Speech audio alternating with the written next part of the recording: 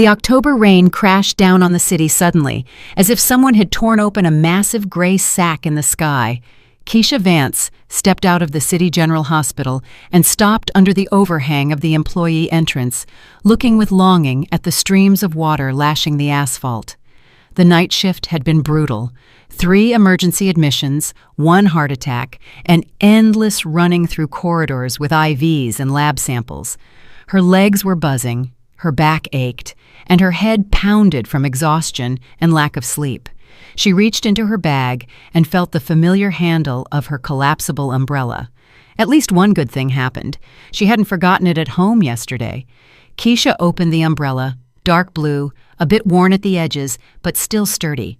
Her mom had bought it about 5 years ago, right before she got sick. "Quality stuff lasts for ages," she had said back then, choosing the most durable of the affordable options at the store. Keisha stepped out into the rain, clutching her bag to her side. The bus stop was about 200 yards away, but in this downpour, the distance seemed immense. Water flowed down the sidewalk in small rivers, clogging the storm drains. The few pedestrians around were running, covering their heads with newspapers or plastic bags, whatever they could find. Cars sped by, splashing those who didn't jump back from the curb in time. At the bus stop, a few people huddled against the wall under the small shelter. Keisha leaned wearily against the wet glass wall of the enclosure and caught her breath. Her phone vibrated in her pocket, a message from Marcus. "Finishing up the meeting. Picking you up in half an hour. Wait." Keisha smiled. Her husband had promised to pick her up after her shift. A rarity lately. Usually, he was too busy with his own business, construction contracts, and meetings with clients. Even their son, Jamal, was more often driven to and from school by Tasha, her childhood friend who worked as a lawyer in the neighboring district and was always ready to help. Keisha sighed, watching the rain. Tasha was a true friend, more like a sister. They had been friends since first grade, survived graduations, first loves, and disappointments together. When Keisha introduced her to Marcus 10 years ago, Tasha immediately said, "Good guy, hold on to him." And she was right. Marcus turned out to be a reliable, hard-working husband. True. In recent months, he had become somewhat distant, constantly staying late at work, looking at his phone more than at her. But Keisha chalked it up to fatigue. He really did have a lot of orders. Standing next to her under the shelter was an elderly woman in a soaked cotton scarf and an old coat, holding a child of about 3 in her arms. The toddler was wrapped in some rag, but it was completely soaked. The child whimpered quietly, pressing against the woman. The woman herself looked exhausted, a weathered face cut with wrinkles. Wet strands of gray hair had escaped from under her scarf. Water dripped from them onto her shoulders. Her coat was soaked through. "Lord, how this rain caught us," the woman muttered, rocking the child. "Didn't make it home, and now we're soaking." Keisha looked at the toddler, and her heart squeezed. The child was so small, his lips blue from the cold, his little hands trembling. The old woman, Keisha recognized the features, likely returning from somewhere with her grandson, had gotten caught in the downpour. The nearest houses were far from here, and the rain, judging by the clouds, had set in for a long time. "Ma'am, where are you heading?" Keisha asked, unable to stay silent. "To the projects on the east side, granddaughter." The woman nodded somewhere toward the residential districts. "Still far, on the other end of the city, and the rain just won't let up." Keisha looked at her umbrella, then at the soaked-through child. A thought flashed in her mind. What about me? But she immediately felt ashamed. Marcus was coming. He would pick her up in the car, while this baby had to stand in the rain for another half hour, or even more. "Take the umbrella." Keisha held it out to the woman. "You need it more with the child. My husband is picking me up soon." The woman looked at her with distrust, as if not believing her ears. Then her face softened, and her eyes filled with tears. "Oh, honey, how will you manage without an umbrella?" she muttered, but her hands were already reaching for the saving shelter. "It's okay. I won't stand here long. Take it. Don't worry." Keisha helped the woman open the umbrella over the child. The toddler immediately stopped whimpering, pressing against his grandmother under the protection from the rain. The woman crossed herself several times, looking at Keisha. "Thank you, dear. May God keep you. You are kind, I see it. Your heart is pure." Keisha smiled and waved her hand, as if to say, "No need for thanks." The woman was already about to walk away when she suddenly stopped abruptly. She turned back to Keisha, and her face changed, becoming somehow detached, stern. Her eyes, grateful and warm a second ago, became piercing, almost black. "Wait a minute." The woman stepped back and unexpectedly grabbed Keisha firmly by the hand. Her fingers were cold and hard like wire. Keisha flinched from the surprise. People at the bus stop followed them with their gazes, some with curiosity, some with irritation. "Listen to me carefully, kind woman." The woman's voice became low, raspy. She looked Keisha straight in the eyes without blinking. "Do not get in your husband's car. Do you hear me? Do not get in. Run from it as soon as you see it. There is danger there, great danger. That car is not yours today. It is foreign to you." "What?" Keisha tried to free her hand, but the woman held on tight. "What danger? What are you talking about?" "Don't ask, just listen." The woman leaned closer, and Keisha smelled wet clothes and some kind of herbs. "I see death next to you. I see betrayal. Do not get in that car. Run away. Hide. Wait. You will see and understand everything yourself. And then fight. Do you hear? Fight for what is yours. Do not give up anything. The truth will be on your side." Keisha's heart began to race. What kind of nonsense was this? Maybe the old lady was simply out of her mind.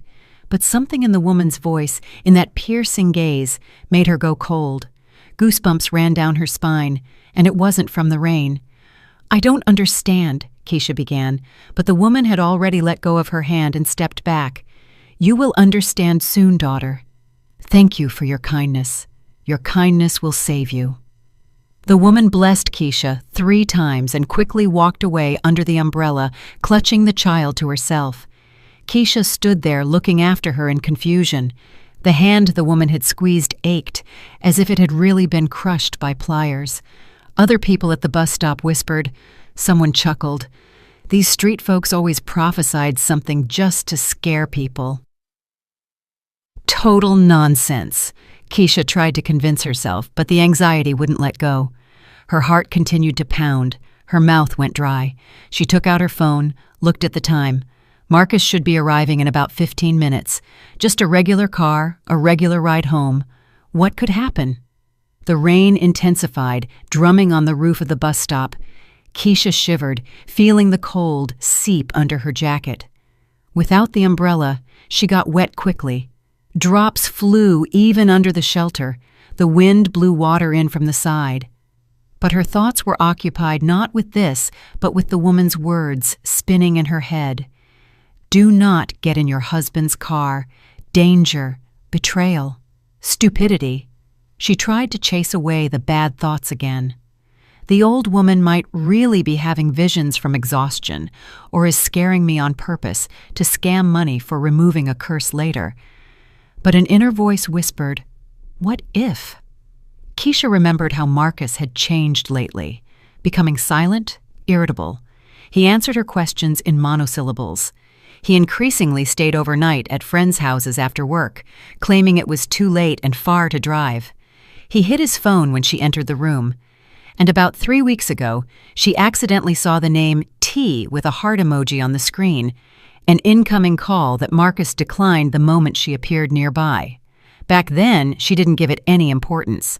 Tasha was a family friend. Naturally, they called each other, discussed some business, maybe regarding Jamal, or maybe she was giving legal advice. Tasha's husband had left for another city for work a couple of years ago. They divorced, she lived alone, so she hung out with them more. Keisha was never jealous, never suspected anything bad. Tasha was her best friend, almost a sister. They had been through so much together. But now, after the old woman's words, all these little things suddenly came together into a strange picture. T with a heart, frequent calls, the way Marcus flinched when she entered the room, how Tasha had been stopping by their place often in recent months, sometimes exactly when Keisha was at work. No. Keisha shook her head. I've gone crazy from exhaustion and the stupid words of an old homeless lady. Marcus is my husband, the father of my child. Tasha has been my friend for 30 years. This is insane. But her hands were trembling, and not from the cold. She looked at her phone again. 10 minutes had passed since Marcus's message. He should be pulling up soon. Keisha peeked out from under the shelter, peering into the stream of cars on the wet road. The rain had no intention of calming down. On the contrary, it poured even harder. Water flowed down the glass of the bus stop, blurring the city into a gray mess. And suddenly she saw the familiar car. A silver Toyota Camry, the very one she and Marcus had been driving for the last 4 years. She knew the license plate by heart. The car was moving slowly, as if the driver was looking for someone or something.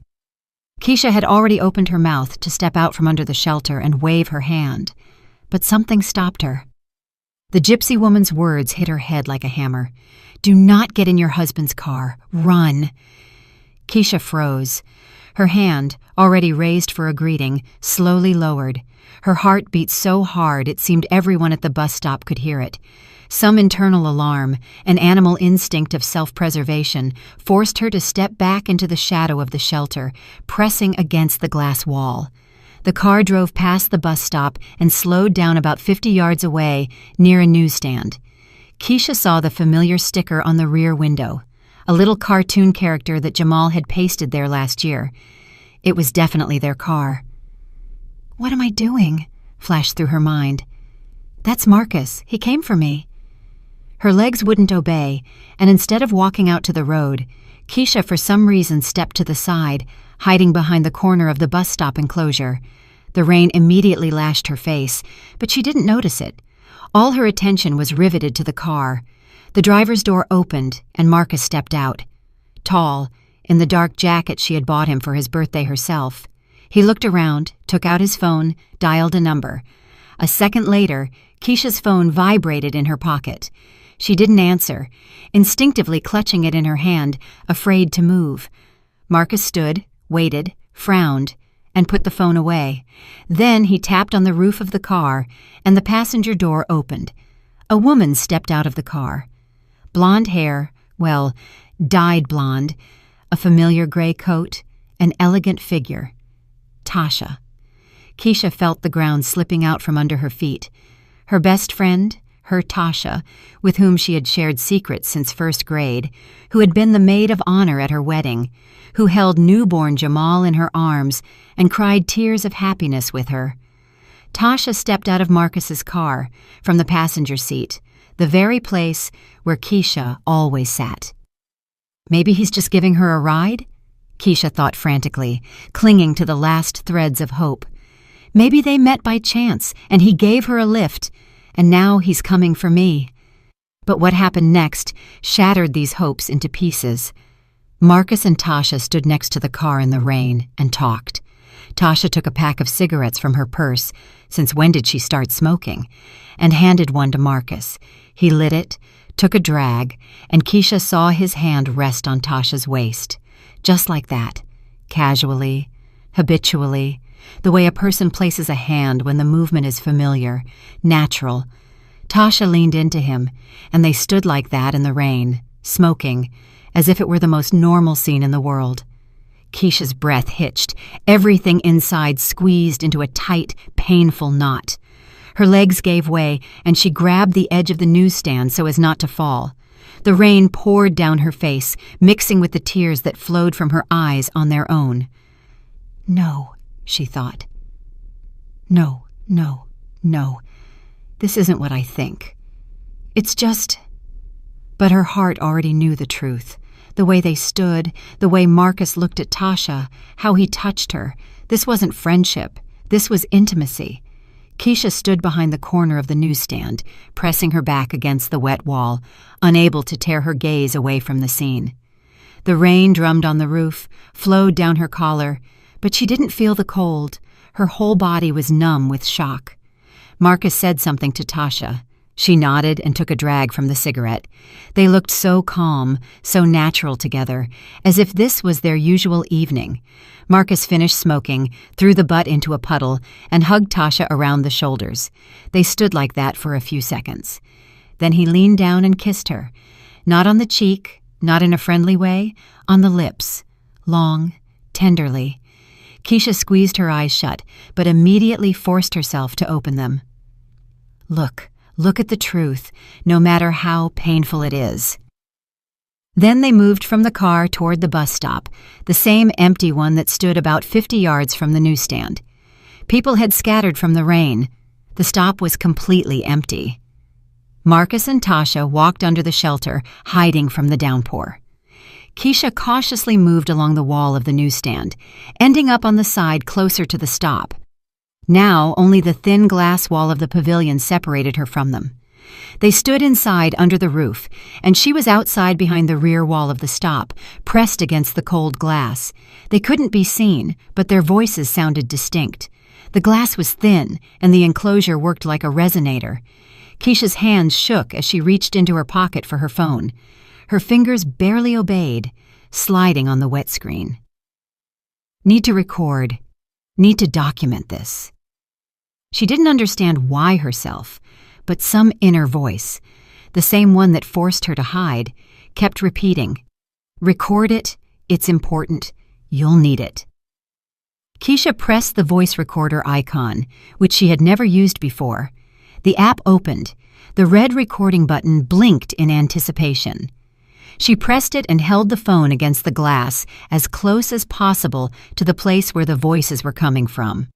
"All right, we need to get going," Marcus's voice drifted through the thin partition. "She should be waiting at the bus stop by now. If she suspects anything, everything goes down the drain." "Relax." Tasha ran her hand over his chest, and that gesture was so intimate, so habitual, that Keisha felt nausea rising. "Keisha doesn't suspect a thing. She's our saint, Gullible. You see how she looks at me? Like a biological sister. She'd never believe it, even if you told her right to her face." Marcus chuckled. "Yeah, gullible to the point of idiocy. Good thing you suggested this scheme back then. I would have never come up with it myself." "That's what I'm here for. I'm a lawyer, honey." There were satisfied notes in Tasha's voice. "The scheme is proven. I've already pulled it off twice. This kind of thing works flawlessly if everything is filed correctly." Keisha pressed harder against the wall, feeling her blood run cold in her veins. "Scheme? What scheme? What are they talking about?"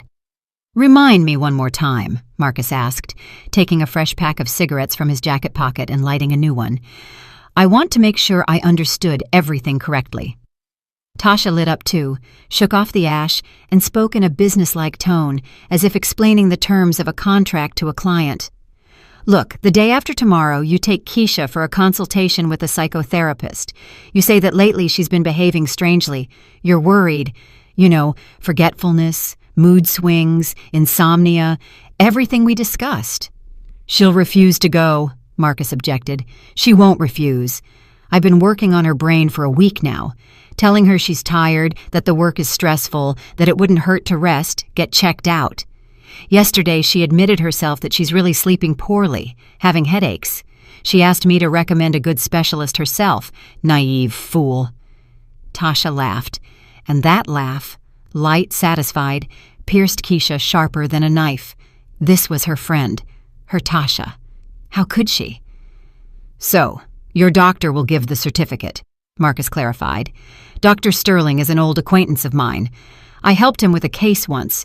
He owes me. He'll write that the patient has signs of schizophrenia, that inpatient observation is required. You, as the legal husband, will sign the consent for hospitalization. Keisha won't even understand what's happening until they take her away. And then it's simple.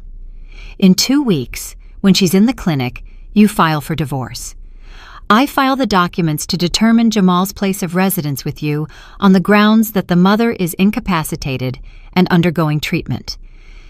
Then we get a conclusion from another psychiatrist, also a friend of mine, stating that Keisha poses a danger to the child.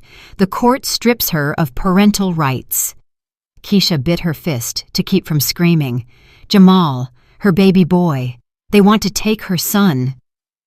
And the apartment? Marcus asked. The apartment is the simplest part.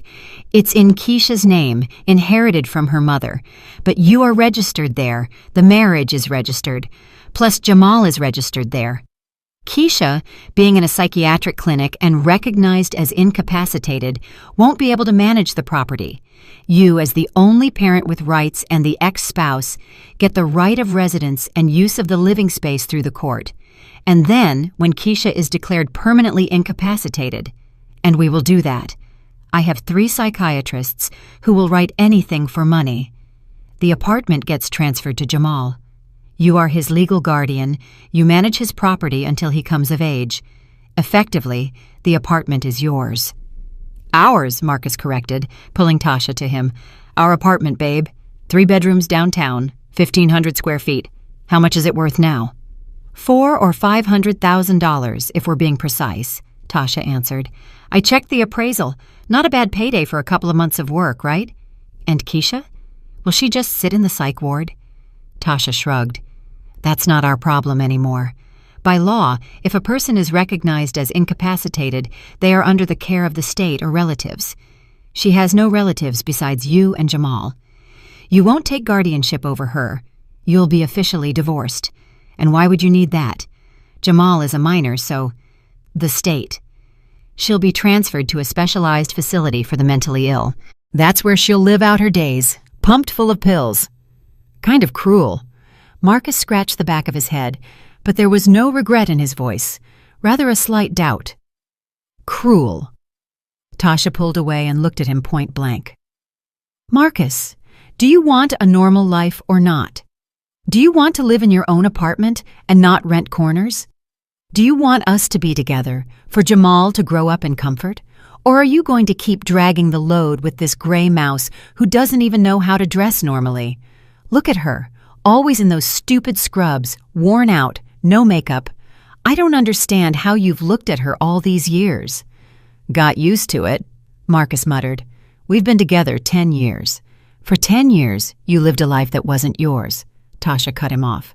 Worked your fingers to the bone on construction sites to support the family. The apartment is in her name. Even the car is registered in her name, remember? For the low-interest loan. You have nothing of your own. If you just divorce, you'll be left with nothing. She'll get both the apartment and the kid, and she'll drag alimony out of you.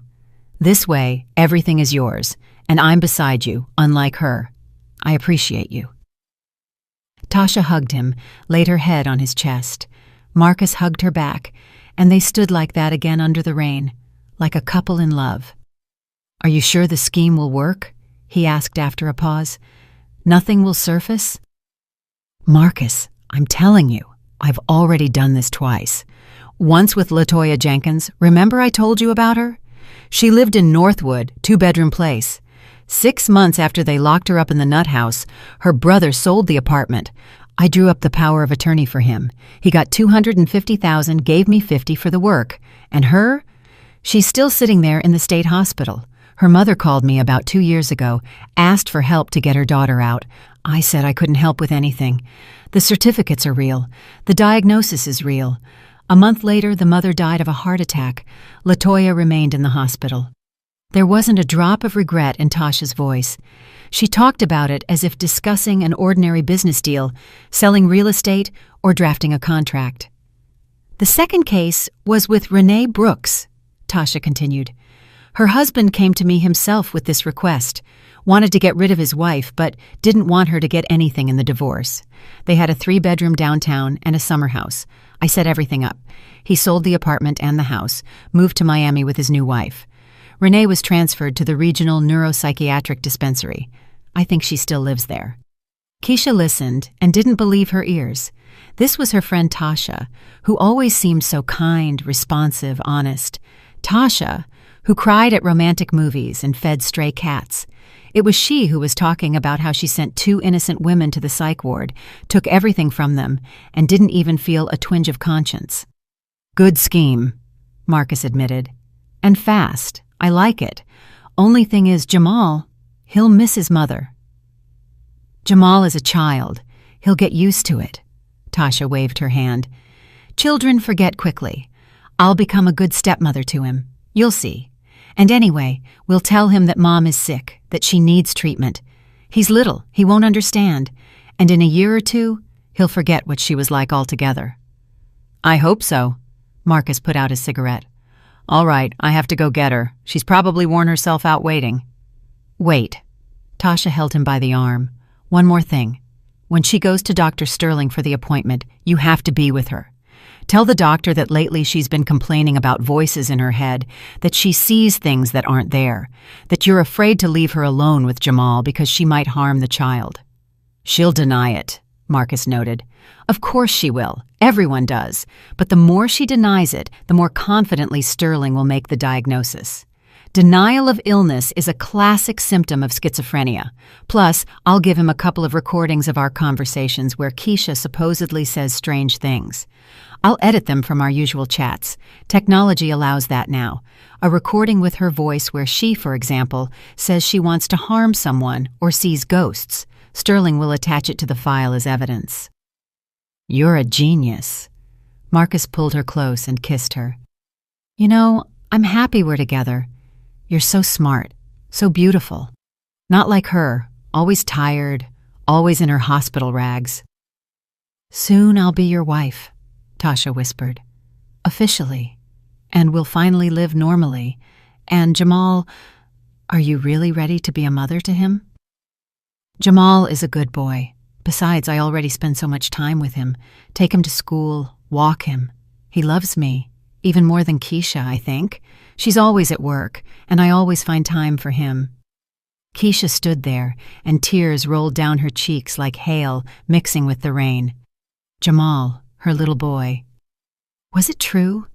Did her son really love Tasha more than her? She tried so hard, worked double shifts to provide for the family, so Jamal would have everything he needed. Yes, she was tired. Yes, she didn't always have time to play with him before bed, but she loved him with all her heart. All right, really, time to go. Marcus pulled away from Tasha. Let's roll. You getting off at the next stop, like we agreed? Yeah, drop me at the mall. I'll take an Uber from there. Keisha shouldn't see that we were together. They got into the car. Marcus started the engine, and the silver Camry pulled away, driving past the very newsstand where Keisha was hiding. She stood motionless, pressing the phone with the running voice recorder to her chest. The recording was running. Everything was recorded. Every word. Every monstrous, unbelievable word. The car disappeared around the turn. Keisha slowly sank into a squat, right into a puddle, ignoring the water that immediately soaked her jeans. She was shaking, whether from cold or shock. Her hands trembled so badly, she barely pressed the button to stop the recording. 43 minutes. The recording lasted 43 minutes. Keisha looked at the phone screen with an unseeing gaze. 43 minutes that overturned her entire life. 43 minutes that showed her the truth. The terrible, monstrous truth. The husband she had lived with for 10 years, for whom she bore a son, whom she loved with all her heart. A traitor. He wants to lock her in a psych ward, take the child, steal the apartment. The friend she had known for 30 years, whom she trusted with all her secrets, whom she considered a sister, turned out to be a monster.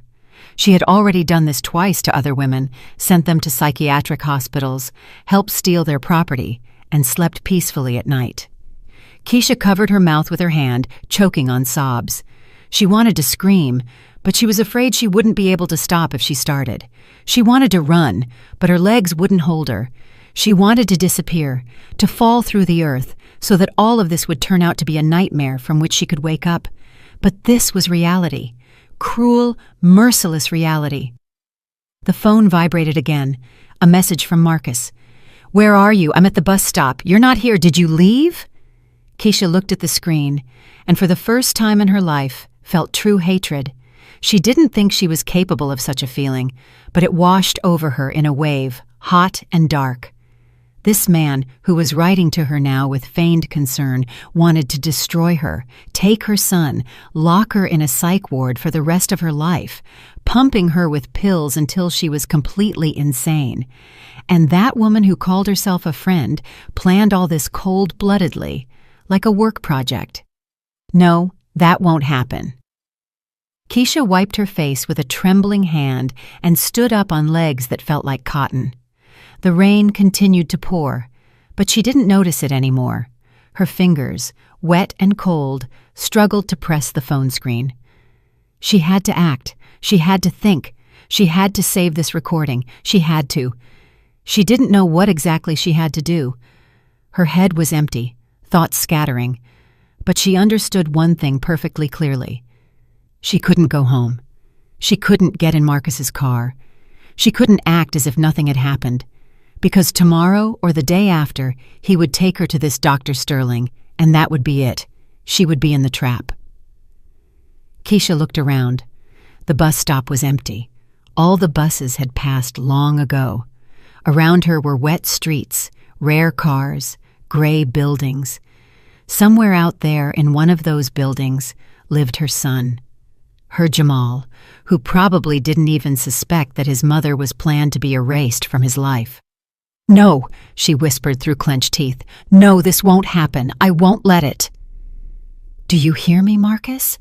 Do you hear me, Tasha? I won't let you do this." She took her wallet out of her bag, found a crumpled $20 bill, all she had until payday. That should be enough for a cab and something else.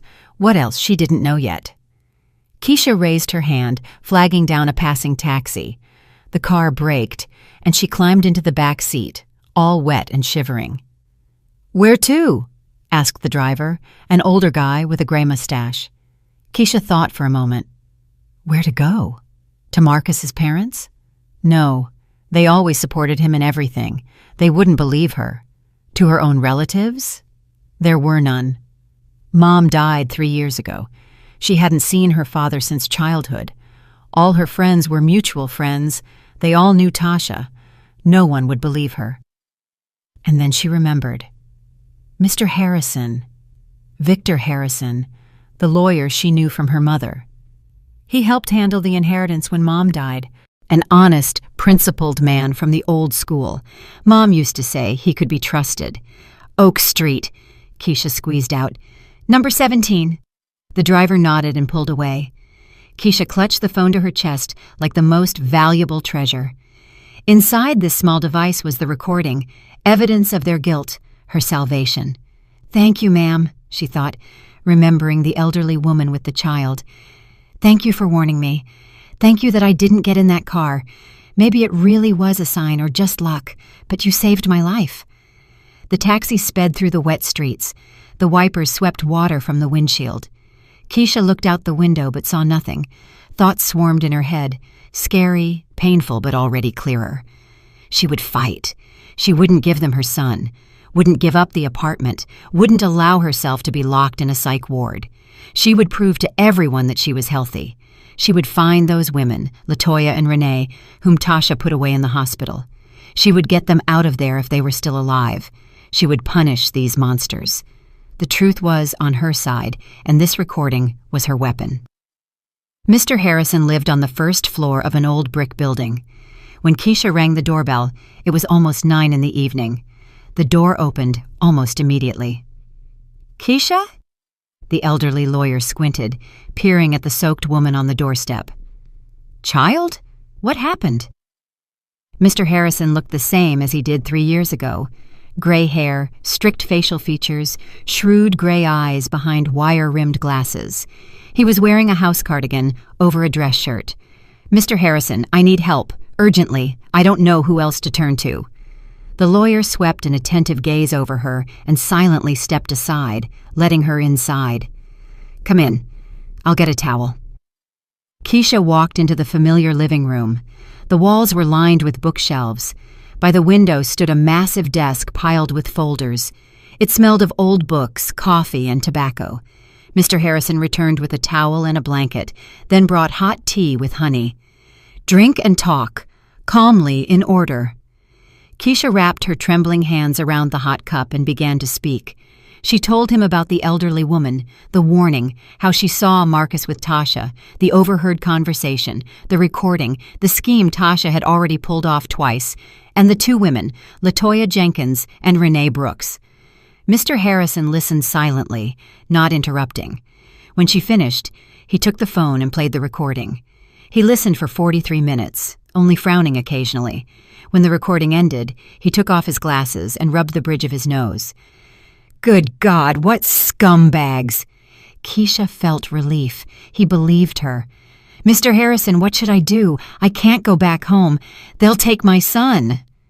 You are not going back home, the lawyer said firmly. You'll stay here. I have a guest room. Tomorrow we start taking action. Right now, copy this recording. Email it to me, put it on a flash drive, upload it to the cloud, store it in several places. Keisha grabbed the phone. Within 20 minutes, the recording was saved in 5 different places. Good. Now let's take it step by step. Tomorrow morning, we go to a private clinic. I know a good psychiatrist, Dr. Abernathy.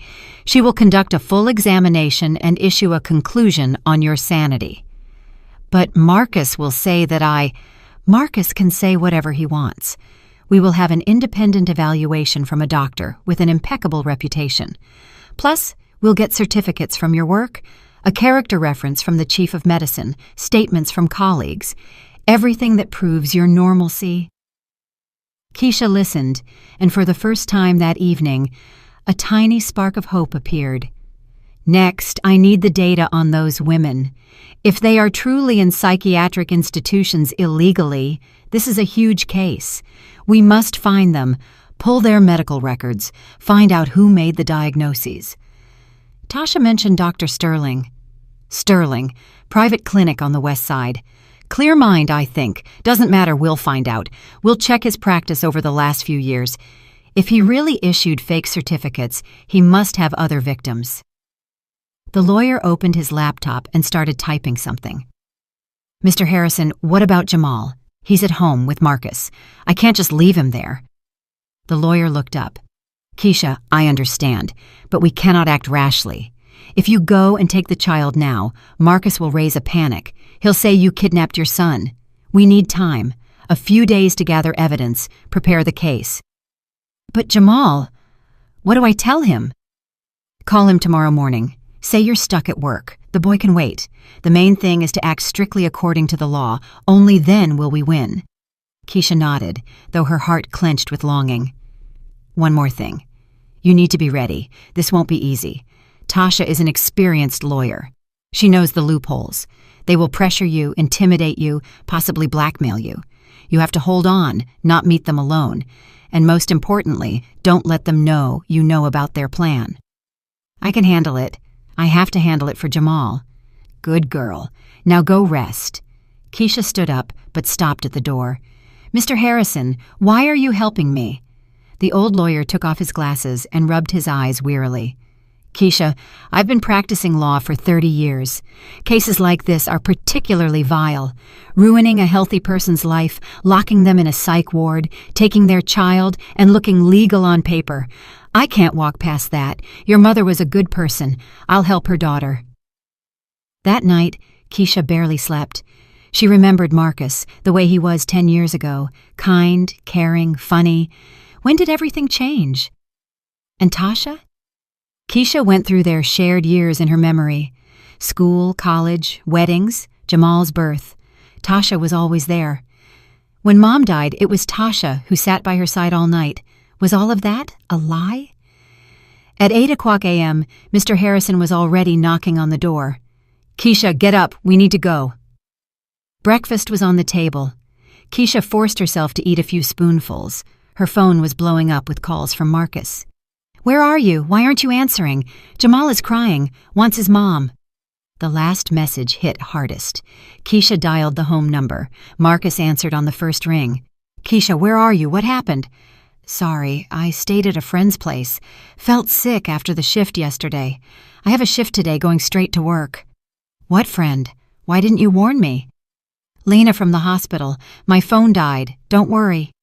Jamal is asking for you. Put him on. She heard rustling, then her son's voice. "Mom? Jamal, baby, hi, how are you?" "Okay, why didn't you come home?" "I was very tired, sweetie. I'll see you soon, I promise." "When?" "Very soon. Listen to Daddy." "Okay." "Mom, Aunt Tasha said we're going to the park. Are you coming with us?" Keisha closed her eyes. Aunt Tasha, who planned to become his new mom. "We'll see, Jamal. Kisses. Love you." "Love you too, Mom." They went to the private clinic. Dr. Abernathy turned out to be a woman in her 50s, with attentive brown eyes and a calm voice. The examination lasted 4 hours. The doctor spoke with Keisha, asked questions, conducted tests. Keisha answered everything honestly, not hiding the stress due to family problems. "This is normal. Stress is a natural reaction to a traumatic situation, but you have no signs of psychiatric disorders. You are absolutely sane. I'll give you a report." She typed up the report right in front of Keisha, 3 pages on the clinic's letterhead with a seal and signature. Patient Vance, Kay does not have signs of mental illness, is fully competent, does not require hospitalization. The next stop was the hospital where Keisha worked. The chief of medicine, Dr. Reynolds, received them in his office. "Nurse Vance, did something happen?" "Dr. Reynolds, I need a character reference. Urgently." "For what?" Keisha told him briefly but honestly about her husband and friend, about the plan to put her in a psych ward and take the child. The chief listened, and his face changed. First disbelief, then shock, then anger. "Good Lord, Keisha, that is monstrous. You are one of our best nurses, responsible, professional. What psychiatric disorders can they be talking about?" "That's why I need the reference. Now, immediately." 15 minutes later, the reference was ready. 2 pages where Dr. Reynolds described Keisha as an exemplary employee. "If you need anything else, call. And if testimony is needed in court, I'll come." They took statements from several colleagues as well. Everyone said Keisha was normal, adequate. Returning to Mr. Harrison, Keisha felt drained but more confident. She had proof of her sanity. Mr. Harrison hired a private detective, a young guy named Dante, a former cop. His task was to find LaToya Jenkins and Renee Brooks. 3 days later, he came back with results. LaToya Jenkins, 34 years old, located in the state psychiatric hospital, admitted 3 years ago with a diagnosis of paranoid schizophrenia, certificate issued by Dr. Sterling from the Clear Mind Clinic. Mr. Harrison and Keisha exchanged glances. Sterling, the same guy. Renee Brooks, 38 years old, Regional Neuropsychiatric Center, admitted 2 years ago, same diagnosis. Certificate issued by the same Sterling. Excellent. This is a system. 1 doctor, 1 diagnosis, similar circumstances. Dante, we need to pull the medical records of both patients. Already working on it. One more thing. I checked the financial transactions. After LaToya Jenkins was hospitalized, her apartment in Northwood was sold by her brother for $250,000. $50,000 was transferred to the account of Tasha. Keisha shuddered. So Tasha got her cut. That was proof. Next, similar situation with Renee Brooks. Her husband sold the apartment and the summer house for $400,000. $80,000 went to Tasha. Superb. We have a financial trail. 2 victims, 1 doctor. All that remains is to tie it all together. One more thing, Dante added. I checked the Clear Mind Clinic. Over the last 5 years, 23 certificates for involuntary hospitalization have been issued from there. That's a lot for a small clinic. 23 victims, Keisha gasped. Maybe not all, but it's worth checking. Mr. Harrison walked to the window. This is bigger than I thought. This is organized crime. Tasha finds the victims or takes orders. Sterling writes fake diagnoses. The victim is put in the psych ward. Property is sold off. Tasha gets a percentage. We have to go to the police. We will, but first we gather all the evidence. I need a couple more days. Those days dragged on agonizingly. Keisha called Jamal every day, talked to him, tried to sound cheerful. Marcus called too. With every day, his voice became more irritated, suspicious. He demanded she return home. Keisha, you're scaring me. You're acting weird. Maybe you really need help. Tasha suggests seeing a good specialist. No need, I'm fine. Let's at least meet up. Talk normally. We'll meet, but later. They're starting to pressure me, Keisha thought. They realize I'm slipping away. Finally, a week after that terrible evening, Mr. Harrison collected all the materials in a thick folder. Done. Tomorrow we go to the police. We have everything. The recording of the conversation, victim statements, financial evidence, the link between Tasha, Sterling, and the victims. Keisha took the folder, flipped through the documents. So much work, so much proof. Mr. Harrison, thank you. I don't know what I would have done without you. Thank fate and that old woman who warned you. If not for her, you would have gotten in that car, and everything would have gone according to their plan. The next morning, they arrived at the precinct. Keisha handed the folder to the detective on duty, a woman in her 40s with a tired face and an attentive gaze. The detective listened, read, asked questions, listened to the recording. Her face hardened with every minute. This is serious. Very serious. If this confirms, it's a felony case. Fraud on a massive scale, falsification of documents, kidnapping. They're facing real time. So you'll open a case? We'll open it. Today. We need to run additional checks, question witnesses, pull medical records, but there's enough material. Keisha felt relief. It had begun. The fight for justice had begun. And my son? Can I take him? Wait a few days. We'll conduct the arrests of the suspects first, interrogate them. Then you can safely take the child.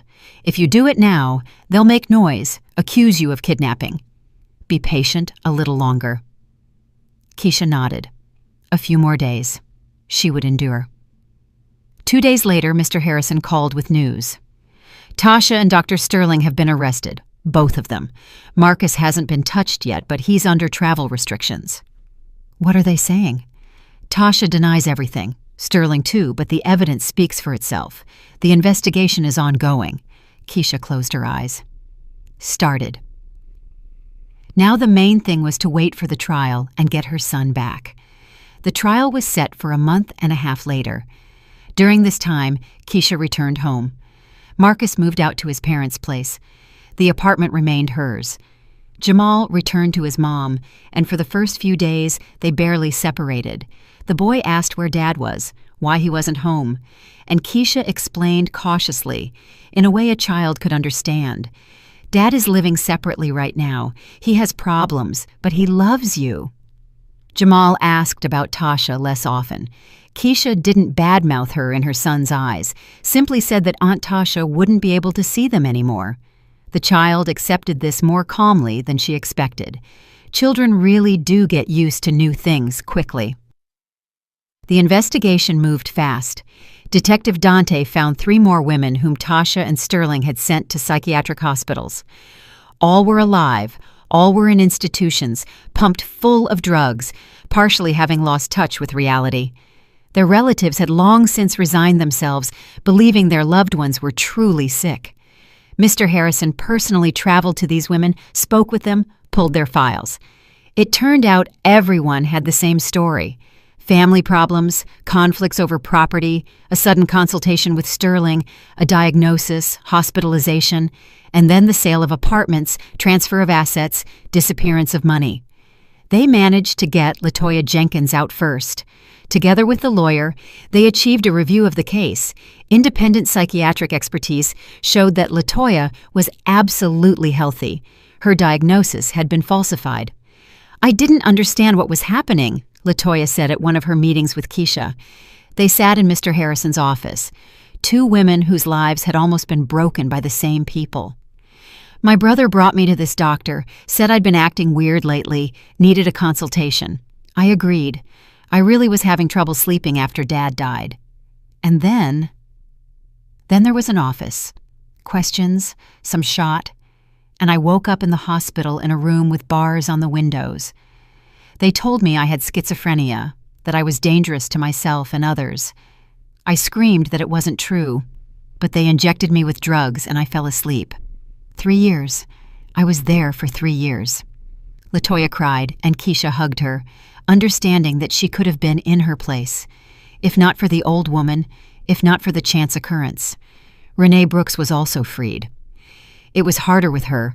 The woman had truly partially lost touch with reality after 2 years in the center on potent drugs. But doctors said it was reversible, that with proper rehabilitation, she could return to a normal life. The other 3 women awaited release. Their cases were being reviewed, new examinations appointed. Sterling tried to wriggle out, claiming he made diagnoses in good faith based on symptoms he observed. But when the investigation pulled his financial records and found large transfers from the relatives of the very patients he sent to the hospital, the doctor began to lose ground. At the confrontation with Tasha, he tried to pin everything on her, saying she blackmailed him, forced him to write certificates. Tasha held on to the last. She remained silent during interrogations or gave monosyllabic answers. When they played the recording of the conversation with Marcus, she went pale, but declared it was an edit, that the voice wasn't hers. Expertise proved the opposite. The voice belonged to her. The recording was authentic, no traces of editing. Marcus broke faster than anyone. At the interrogation, when they let him listen to the recording, he burst into tears and confessed everything, said that Tasha convinced him, that he loved her, that he wanted to start a new life, didn't think about the consequences, that he regretted it. "He's asking for a meeting," Mr. Harrison said one day. "Wants to apologize in person." "No," Keisha answered firmly. "I don't want to see him. Let him apologize in court if he wants." Marcus did apologize. In court, when Keisha sat in the hall looking at him, aged, gaunt in a gray suit, he stood up and addressed her directly. "Keisha, forgive me. I was blind. I was a fool. I betrayed you, betrayed our son. I don't ask for forgiveness. I don't deserve it. But know that I repent." Keisha looked at him and felt nothing. No anger, no pity, no pain, only emptiness. This man was once her husband, the father of her child. Now he was a stranger. Tasha never apologized. She sat on the defendant's bench with a stone face, staring at a single point. When the judge read the verdict, she didn't even flinch. The sentence was harsh. Tasha got 9 years in prison for fraud on a massive scale, falsification of documents, and complicity in kidnapping. Sterling got 8 years. Marcus, as an accomplice who didn't carry the crime to completion, got 4 years probation and an obligation to pay Keisha compensation for emotional distress. When the verdict was announced, applause was heard in the courtroom. Keisha sat there and couldn't believe it. It was over. The nightmare was over. Life gradually entered a new groove. Keisha received compensation from Marcus. $10,000. Not much, but better than nothing. The apartment remained fully hers. The court ruled that it was her sole property, received by inheritance from her mother. And then something unexpected happened. The chief of medicine of the private clinic Metis, the same one where Dr. Abernathy worked, called Keisha personally. "Nurse Vance, I heard about your story," he said, introducing himself as Dr. Rosen. "Dr. Abernathy told me. I was struck by your resilience and courage. I want to offer you a job with us. Position of head nurse in the therapeutic department. Salary 50% higher than at your hospital. Full benefits, convenient schedule. Think about it." Keisha didn't think long. A private clinic, a good position, decent pay. This was a chance to truly start a new life. She agreed. The first day at Metis was nerve-wracking. New colleagues, new equipment, new procedures. But Keisha coped. She had survived a lot in recent months. It hardened her, made her stronger. Jamal got used to the new life. He saw his father once a week. Marcus came to the park. They walked together. Keisha watched from afar. She didn't interfere with their interaction, but didn't let her ex-husband close either. He was Jamal's father, but he was no longer part of her life. One day, 6 months after the trial, Keisha was walking home from work and saw a familiar figure. On a bench near the bus stop sat an elderly woman in a scarf with heavy bags. Keisha looked closely and recognized her. The woman, the very one to whom she gave the umbrella. Her heart skipped a beat. Keisha walked closer. The woman raised her head and recognized her too. Her face lit up with a smile. "Kind woman," she exclaimed. "So we meet again." "Hello." Keisha sat down next to her. I wanted to thank you. You saved my life back then. If not for your warning—" "I know, daughter." The woman put a hand on her shoulder. "I see it in your eyes. You handled it. You won. I told you the truth would be on your side, and so it happened. But how did you know? How did you see?" The woman chuckled. "Who knows how it happens? Sometimes I see, sometimes I don't. That day I saw and understood I had to warn you. Your kindness saved you. You gave the umbrella to a soaked child means your heart is pure. People like that need help." Keisha was silent, not knowing what to say. "Well, go on, daughter." The woman stood up, picked up her bags. "Live well. Take care of your son. Your happiness is ahead. You'll see." "Wait." Keisha reached into her bag, took out her wallet. "Take this, please." She held out several $20 bills. The woman looked, shook her head. "No need, daughter. I'm already rich. I have my health, grandkids are growing. You keep it for yourself, for the future." And she walked away without looking back. Keisha watched her until the figure disappeared around the turn. She never learned the woman's name, but every time she remembered that rainy evening, Keisha thanked fate for meeting her. A year passed. Keisha worked at the clinic. Jamal went to 2nd grade. Life was getting better. Sometimes at night, Keisha woke up in a cold sweat, remembering that conversation by the car, the voices of Marcus and Tasha planning to destroy her life. But then she would get up, go into Jamal's room, look at her sleeping son, and understand that everything ended well. She won. She protected herself and her child. She punished those who wanted to destroy her. And she also pulled 5 innocent women out of psych wards, gave them back their lives and freedom. Maybe that was the main lesson of the whole story. That kindness really does save, that the truth always wins if you fight for it, and that even in the darkest moments, you cannot give up. Keisha stood by the window of her apartment, looked at the city lit by evening lights, and smiled. Life went on, a new, honest life of her own, and she was happy. If you like my story and want to hear more, go ahead and subscribe to my channel. If you'd like to support me, you can do it through Super Thanks. It would mean a lot. In the comments, tell me which city you're watching from and what time it is so I can see how far my story reaches. I've added 2 more life stories on the screen just for you. Click one now, and let's keep spending time together. Much love. See you soon.